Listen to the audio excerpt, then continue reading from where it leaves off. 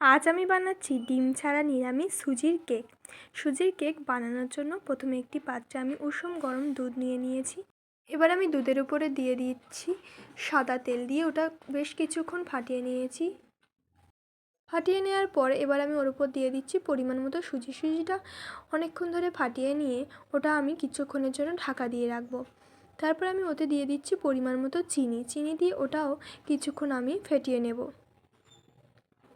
অনেকটাই ঘন হয়ে এসছে।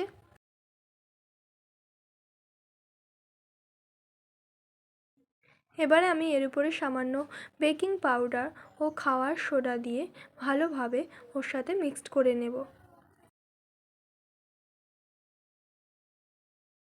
এবার একটি পাত্রে আমি তেল মাখিয়ে ওর উপর একটি কাগজ দিয়ে আবারও ওর উপরে একটু তেল মাখিয়ে নেব।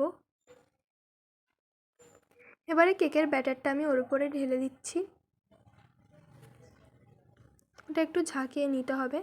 এবার একটি কড়াতে স্ট্যান্ড বসিয়ে কেকের পাত্রটা ওর উপরে দিয়ে আমি কিছুক্ষণের জন্য ঢাকা দিয়ে রাখবো। 15 মিনিট পর ঢাকনাটা খুলে আমি উপর থেকে একটু কিশমিশ ছড়িয়ে দিচ্ছি।